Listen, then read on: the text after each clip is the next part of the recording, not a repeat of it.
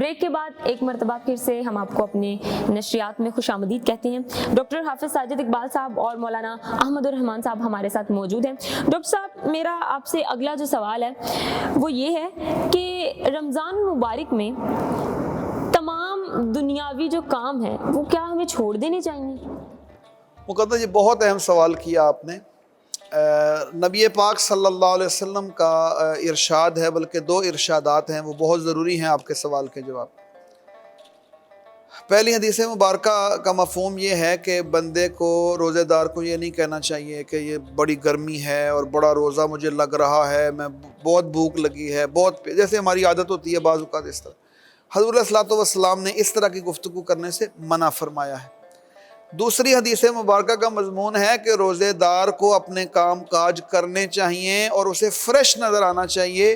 مفہوم میں یہ بات ہے، اسے تیل لگانا چاہیے اپنے بالوں پر تاکہ وہ فریش نظر آئے، تازہ دم نظر آئے، اپنے کام کاج میں مصروف رہے، اور اس کو بہت زیادہ جو ہے روزے کی وجہ سے ہر چیز کو چھوڑ دینا، یہ کوئی، آپ تاریخ پڑھ کر دیکھیں، اللہ رب العزت نے رمضان میں ہی بڑے بڑے کام لیے ایمان والوں سے۔ اگر ہم اس بات کو فالو کریں تو اسلام کا سب سے پہلا مارکہ غزوہ بدر رمضان میں ہوا، فتح مکہ کا مارکہ رمضان میں ہوا، تو یہ اتنے بڑے بڑے اور بھی دیگر بہت سارے واقعات آتے ہیں۔ صحابہ کے بہت سارے جو اس طرح جو مہمات تھیں وہ رمضان کے اندر ہوئیں۔ تو اس لیے یہ کوئی اچھا کنسیپٹ موجود نہیں ہے کہ رمضان آئے تو دنیا کو چھوڑ دے۔ ہاں، البتہ ایک فرمان رسول صلی اللہ علیہ وسلم ضرور موجود ہے کہ جو آپ کے زیر دست افراد ہیں ان کے اندر رمضان میں کام کو ہلکا کرو، اس کے نتیجے میں اللہ رب العزت تمہیں جنت کی نعمت عطا کریں گے کہ تم نے رمضان کی وجہ سے اپنے زیر جو نگین افراد ہوتے ہیں جن کے اوپر آپ کا حکم چلتا ہے، جو آپ کو جواب دہ ہوتے ہیں، ان کے کام میں ذرا نرمی کرنی چاہیے۔ لیکن روٹین میں معاشرے کے سارے کام چلنے چاہیے، اور اس کے اندر سہولت بھی ہے۔ اگر آپ کو سفر کرنا ہے تو قرآن مجید میں اس کی واضح ہدایت موجود ہے کہ اگر سفر کے اندر سفر اتنا ہے، گو آج کل وہ سفر نہیں ہے جو اس دور میں ہوتے تھے، لیکن سفر تو بہرحال سفر ہوتا ہے، سفر کی وجہ سے روزے کو چھوڑ کر باقی دنوں میں رمضان کے بعد اس کو پورا کیا جا سکتا ہے۔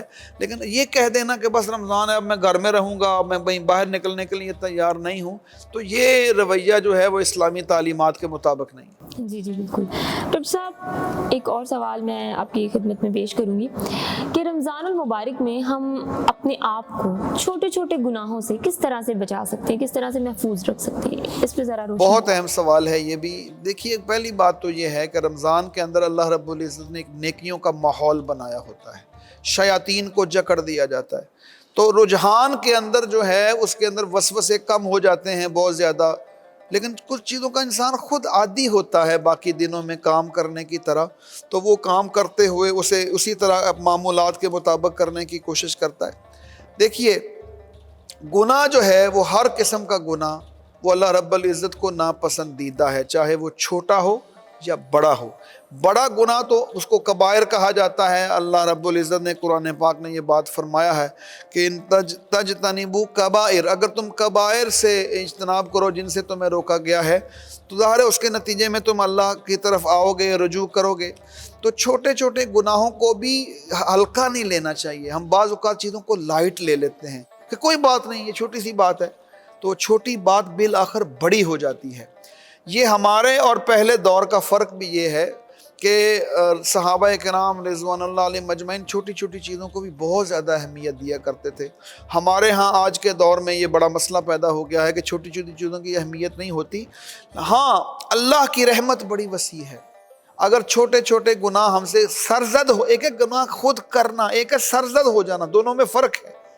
خود آپ اہتمام سے کوئی گناہ کرتے ہیں یا گناہ آپ سے ہو جاتا ہے، یہ جو ہو جانے والے گناہ ہیں ان کے بارے میں آقا علیہ الصلوۃ والسلام کی تعلیم موجود ہے کہ وہ نیکیوں کے ساتھ اللہ رب العزت جو ہے ان گناہوں کو مٹا دیتا ہے۔ اصل چیز نیت ہے، ارادہ ہے، اللہ کے ہاں وہ مقبول ہے۔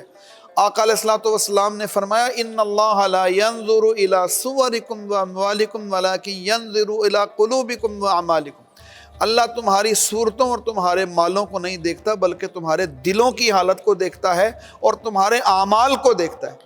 اگر نیت اور ارادہ یہ ہو کہ میں نے گناہوں کو اختیار نہیں کرنا، اس نیت اور ارادے کے اگر کبھی نہ کبھی انسانی لغزش کی وجہ سے کوئی گناہ ہو جائے تو اللہ اس کو معاف کر دیتا ہے۔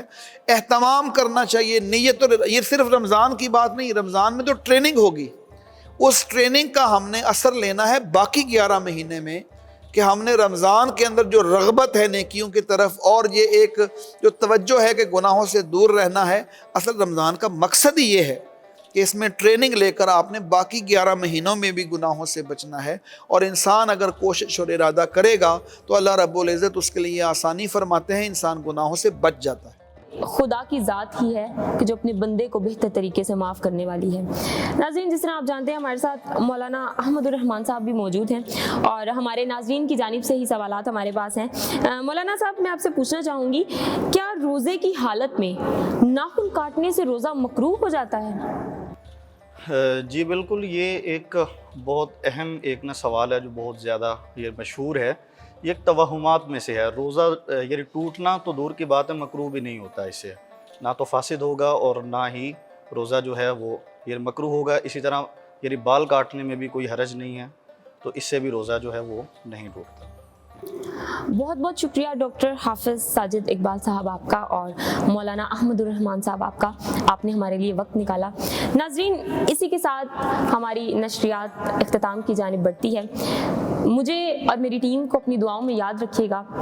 اللہ تعالیٰ نے سانسوں میں روانی رکھی تو انشاءاللہ ضرور کل ہم ایک نئے موضوع کے ساتھ، نئے مہمانوں کے ساتھ آپ کی خدمت میں پیش ہوں گے۔ تب تک کے لیے اپنی ہوسٹ مقدس امجد کو اجازت دیجیے۔ خدا حافظ۔